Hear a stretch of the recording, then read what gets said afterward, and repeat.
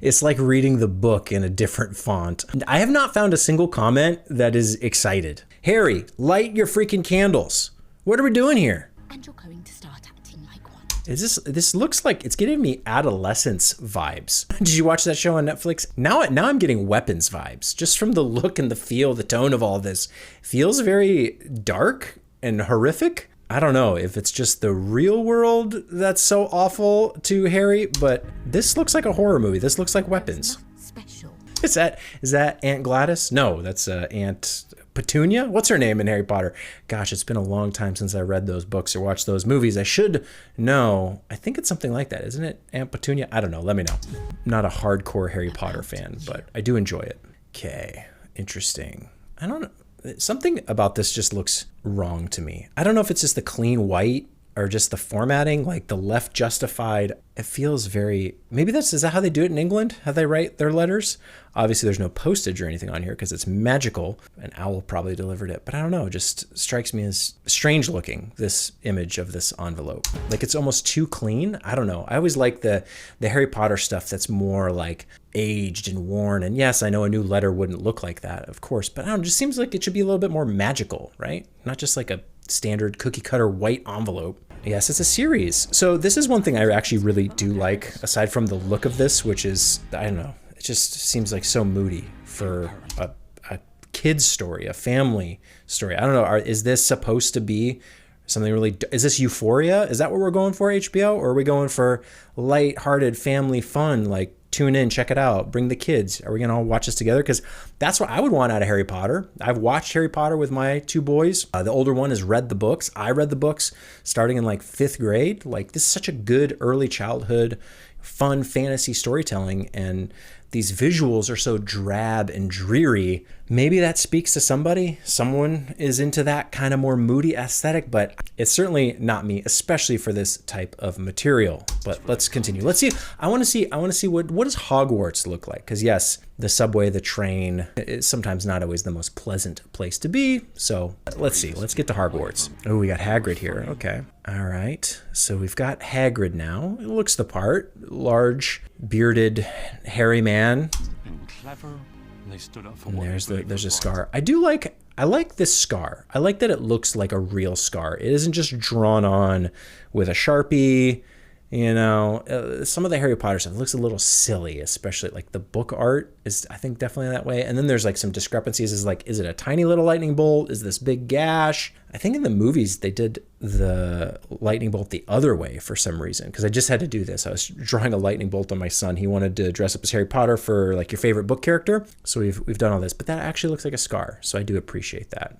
The authenticity to the source material. Is Hagrid big enough there? That just looks like he doesn't really look like a giant. He just looks like a man, because that's a kid. Harry's not the tallest at 11 years old. I don't know. I think Hagrid would be bigger, but. The next time I see you will be in Hogwarts. All right, so we get the classic, like, let's run, catch the train, let's get to Hogwarts. Got the Weasleys showing up here, hitting all the right beats. And I would say that is the better way to adapt book material to a visual medium. Just make it a TV show. I grew up in an era where every book was turned into a movie, and it was just miserable because they had to cut so much out. The only good example is probably Lord of the Rings, and they did, yes, each book became its own movie, but there's still a lot to be desired. It's like, make it a TV show. Give us the time to enjoy this story.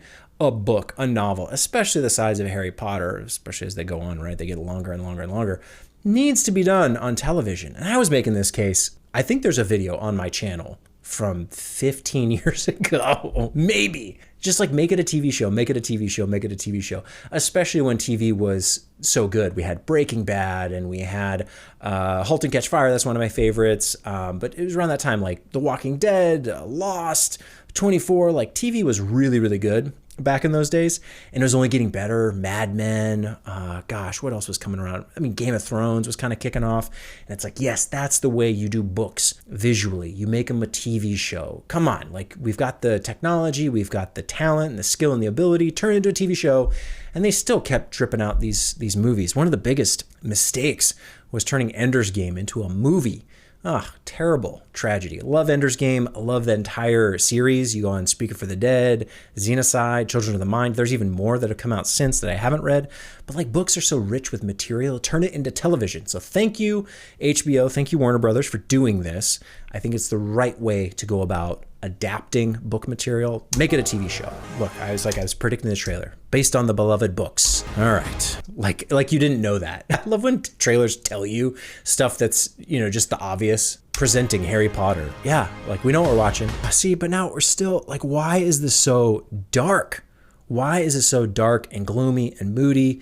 This is Hogwarts, a place of magic, fantastical magic. Get me excited, bring some joy, bring some life. Can't even see anything of what's going on. It's just all shadow. It's all murky. There's same shadow, dreary. This looks like a horror movie. Like, if you didn't tell me this was Harry Potter, you could get me to believe that this was some awful horror TV show about wizards and witches and just really bad things. Something like Salem, or I don't know, like with the worst stuff, just because of how this looks. This looks scary. We can expect great. Oh my goodness. What is this background? Where are they? Why is everything so dark now? Yes, you can color grade. So that's been the case with the Moana trailer. People are now remixing it and color grading it to bring out the vibrancy of the original animated film. But it's also this problem of lighting and how dim and dark everything is. Is this all lit by a single candle? Surely they have more candles at Hogwarts.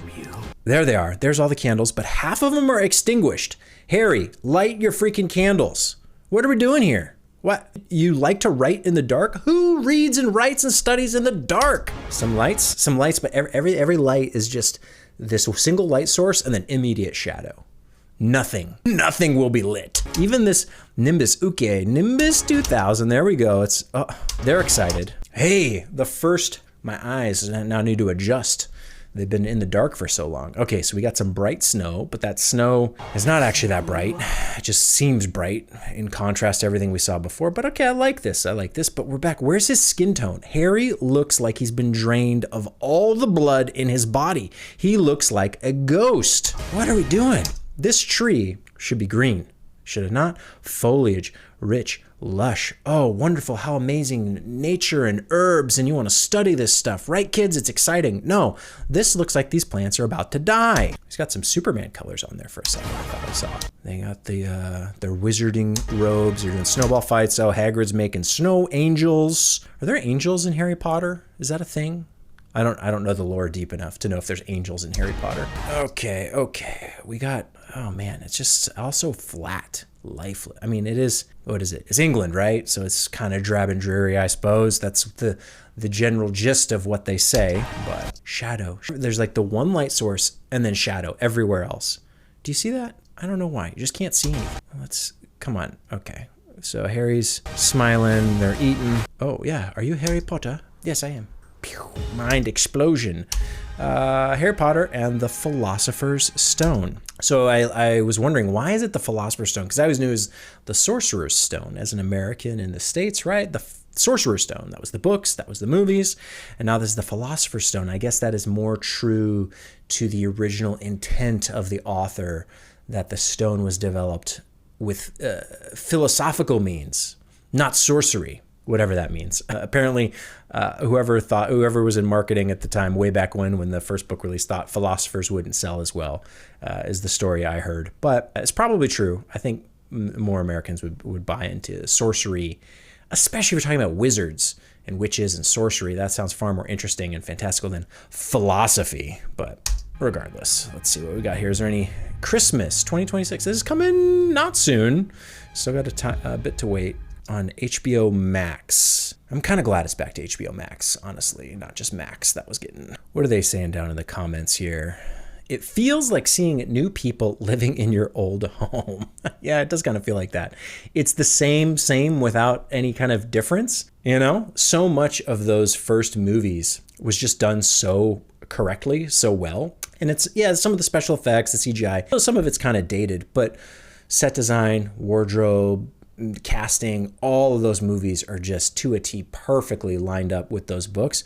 So just to see them do it all again, and I think the new show is set in the 90s, so it's basically just the same thing with different people.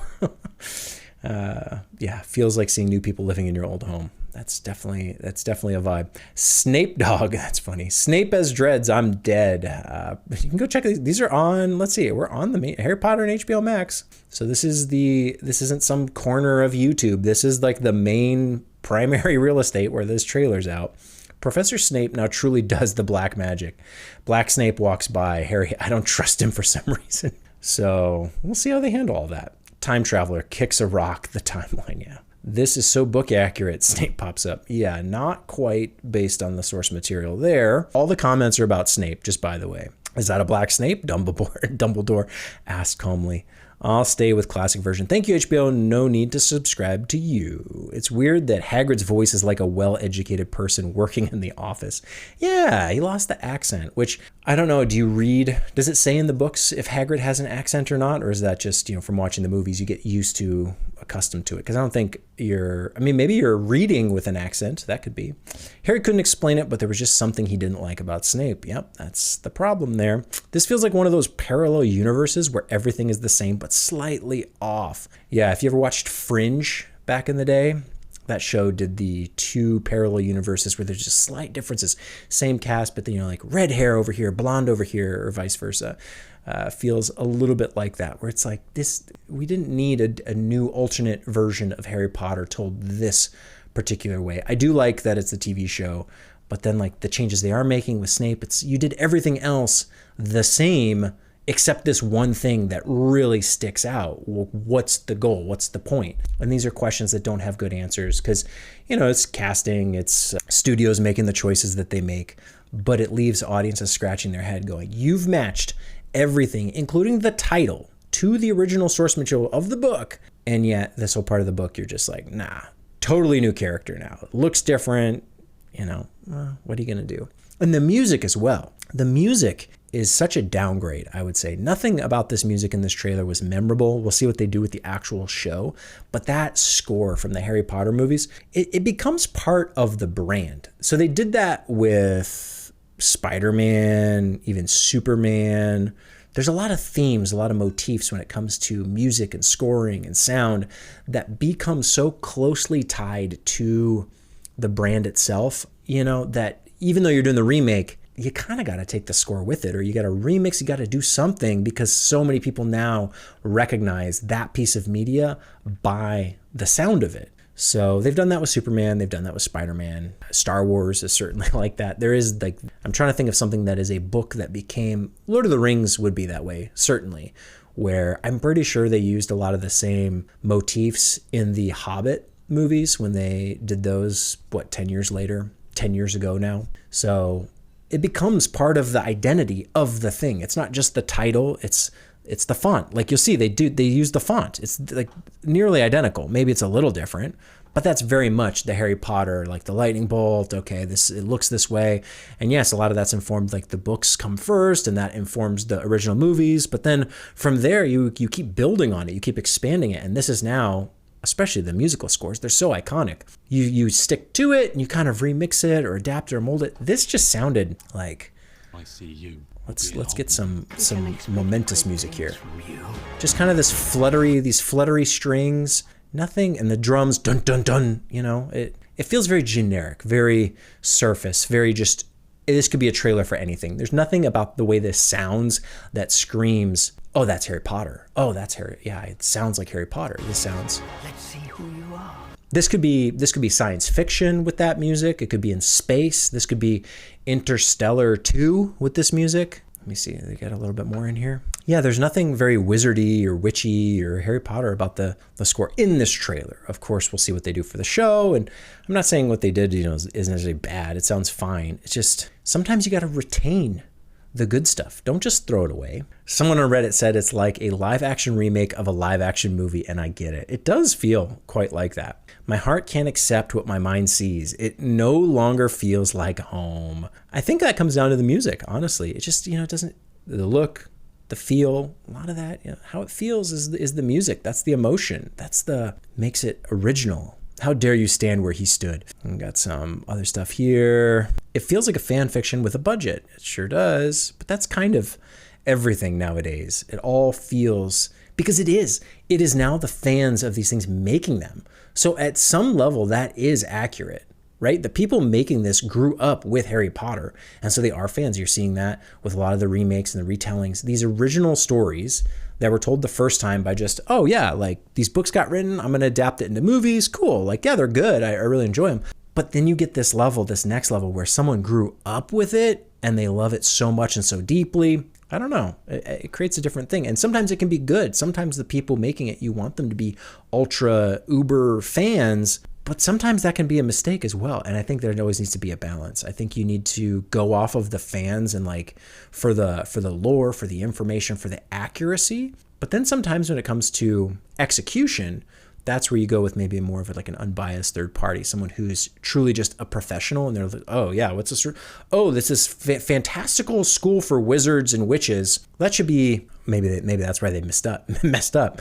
But go with the best person who's going to light that and shoot it to make it look fantastical. Hearing Hagrid without the accent is like turning off the subtitles. Petunia cutting the hair. That's the details we wanted. It is Petunia. Ah, man, I pulled that one out. How'd I do that?